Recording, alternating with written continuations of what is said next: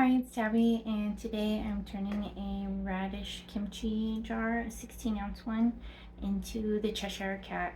This jar is for my cousin, and she asked for the Cheshire Cat, but I went a little crazy with my ideas, and I'm furring this cat. This is gonna be a fuzzy jar. This is gonna be cool. Or at least I think it is.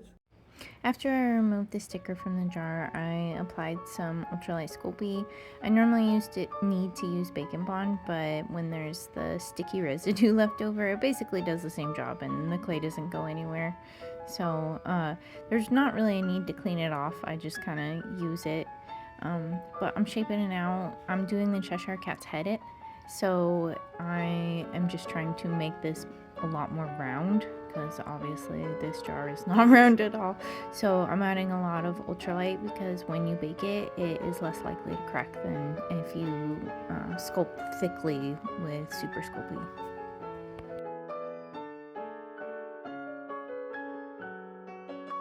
So the lid is kind of the bane of my existence for this whole project. This was kind of a mistake here. This is like a canning lid where it separates into the two pieces, and here I tried to like bacon bond it together and just put clay on top of it to, I don't know, just make it stick together. It was an experiment. I didn't know how well it would turn out, but it did not turn out well, because when I tried to take this off, this stuff is very soft. It's like marshmallow fluff. So trying to take the lid off the jar, it just like smushed it. So yeah, it just sucked. So I smoothed this out. I start getting a little face shape. Got some eye sockets in there. Gonna make a mouth. This is just a place marker, it's not the actual sculpt, of course, and after I'm done smoothing this out a little bit more, I'm going to bake it in the oven at 275 degrees for an hour and roll out some clay.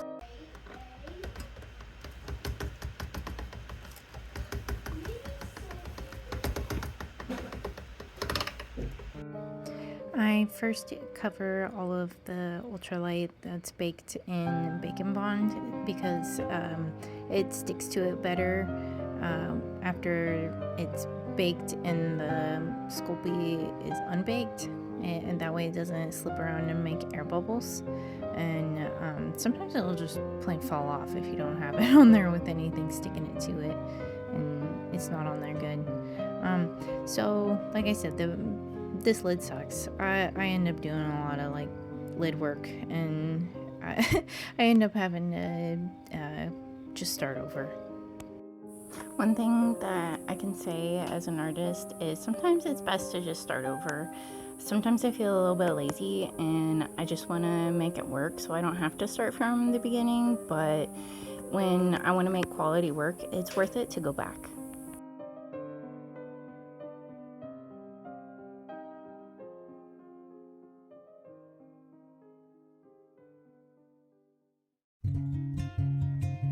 I add some more clay to the sides to make the top and bottom more cohesive. Obviously, I still have to redo the lid later, but this is to widen the face and round it out a bit and just make the top and bottom meet closer so that there's less of a gap in between.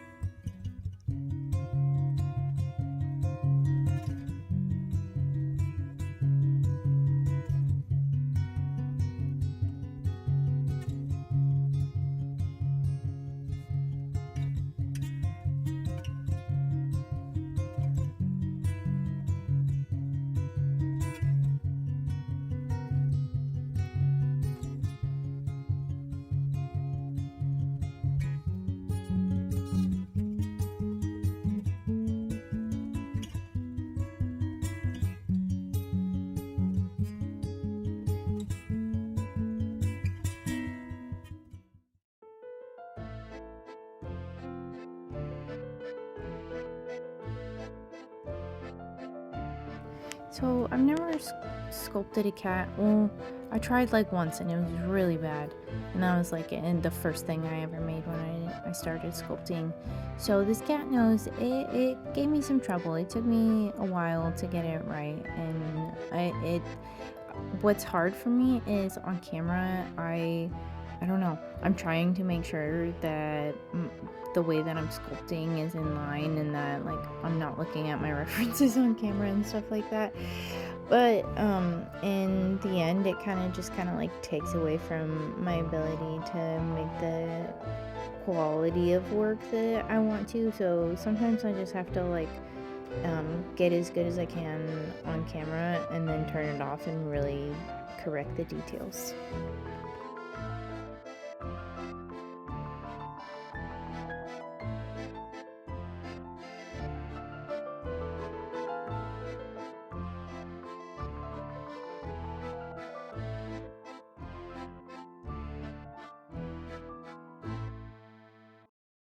I feel like this whole video, he looks like varying shades of creepy, but it's very like human-esque here. It's obvious that I'm struggling with the cat face, but here I'm making the big bulbous eyes. I really wanted to use glass cabochons and like paint on them, but I did not have ones big enough, and I did not want to wait for them to get delivered if I ordered them, because my local craft store never has them. So I just went for it. I sculpted some big old buggies, and I'm making some eyes around it. It's he's pretty funny looking for quite a while, but I trust the process. That's the thing, is like a lot of my art will look ugly for like a large portion of it, but I've learned that if I just keep pushing and pulling clay and like looking at it from different angles and stuff, and sometimes you just need a break to like step back and to see like what you need to fix, because sometimes things just look wonky and you don't know why, because you've been staring at it for hours. So just taking a step back and like really to look at it and figure it out, it helps a lot.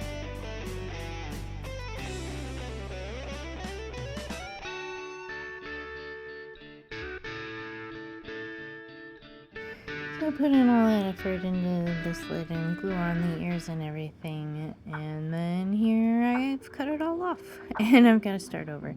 So I don't know, it's really hard maybe for you to see it. Here you can see where it's kind of like egg shaped on the top, but it's like egg shaped the wrong way. Like I need to for it to close and line up correctly, I have to like make it smaller in some areas. So here I am, being dangerous. I am cutting very slowly and gently, but I also have really bad carpal tunnel, so I went and got my wrist braces, and so I could do this a little bit better. And I make a mess, and but I didn't hurt myself, so I'll call that one a win. It's looking better. I cut down the areas that I need to, so now I just need to add it up in the areas where it's like, I don't know, not lining up. So I'm just redoing this. That's essentially, I'm like filling in the holes, and then I'll just cover over it with the sheet of clay. Sorry if you noticed that my nails are a bit purple and that big purple spot that I just got on the lid, but every time I touch my hair, it turns stuff purple.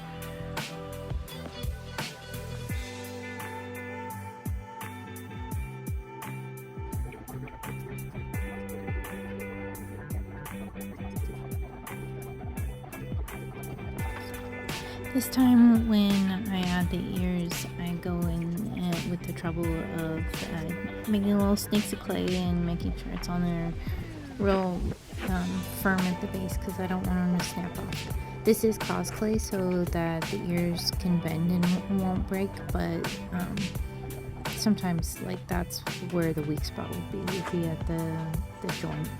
And here I mixed up some red and some black in my pasta maker to make it like a slightly more red black. And I put it in the mouth, and so this is just like the background color, and I fill out that way I don't have to paint behind the teeth. it's already the right color. And then I have to sculpt out and pre-bake all of the teeth. And I use white Sculpey because it's like translucent after you bake it. There they are. My cat needs some little gums for its little teeth first. Here I come back to the nose again, and I add some detail for the outline, and it's starting to look like more like a cat nose. It's getting there. It's getting there. Trust the process.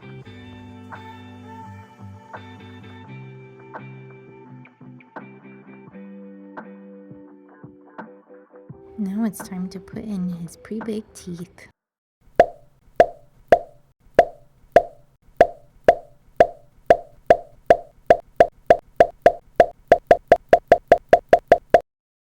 And there's that Cheshire smile. I love it. Honestly, these teeth came out better than I thought they would.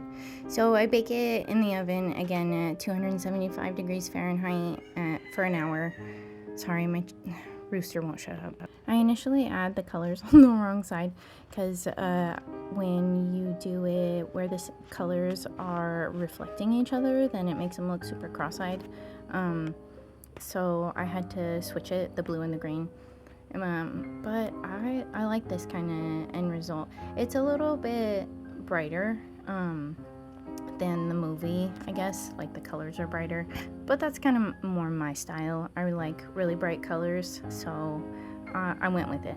And then I used a brown wash on the teeth to give them a more like natural gross appearance. And I'm just gonna get a little bit of eyeliner, give them that cat eye. I feel like that's a good view of the teeth. Like, that was pretty cool looking.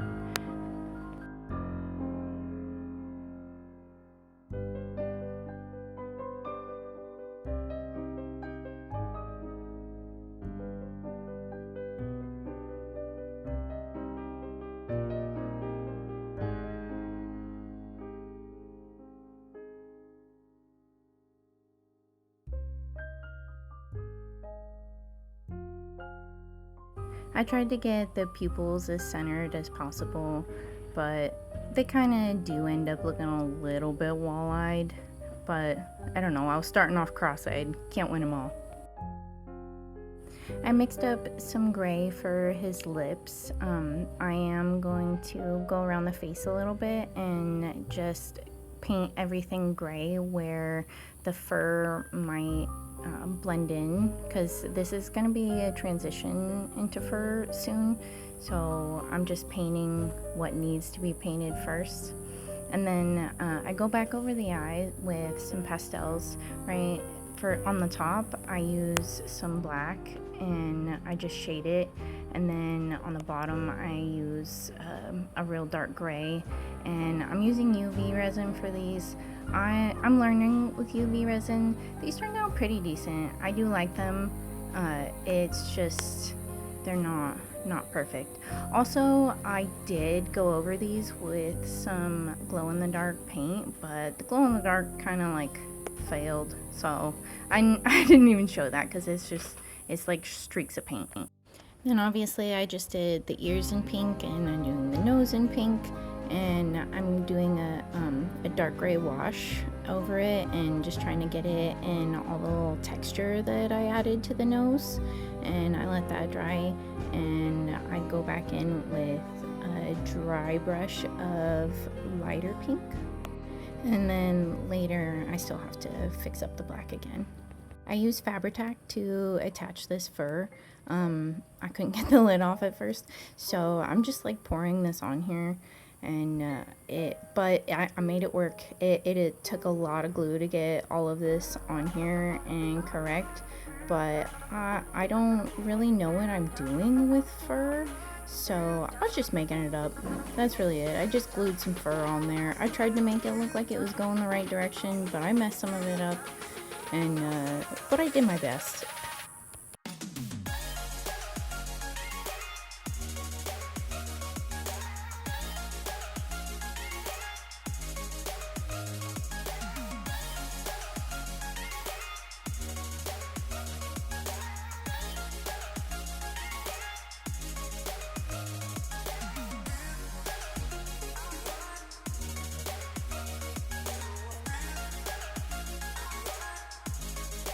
The more fur I add to this along the way, the more psychotic it looks, and I absolutely love it. Like, I feel like it's really suiting for the personality of the Cheshire Cat.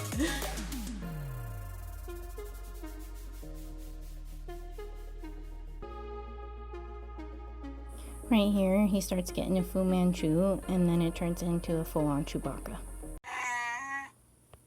He's ready for a haircut, so I'm just chopping and chopping for quite a while. I do my best. I am not a beautician. I do cut my own hair, but that's not saying much because I usually mess it up and I just don't care. So I do my best here. It is also, since it's going to be handled because it's a jar, it'll look, I don't know, messed up sometimes. After you'll have to like rearrange the fur a little bit just to get that, I don't know, crazy look that he has. Like I brush it with a toothbrush.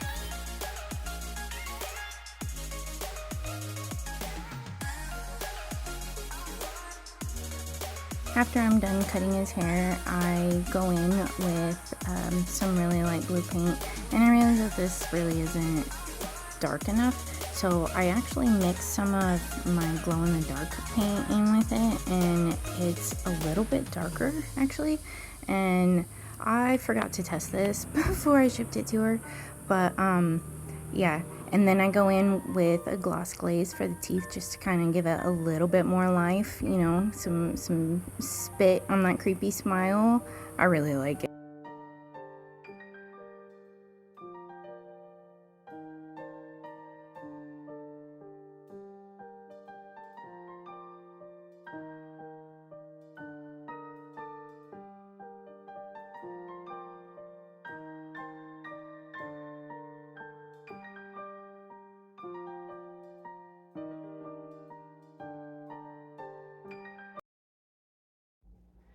I think this jar is about as cool as I was hoping that it would be.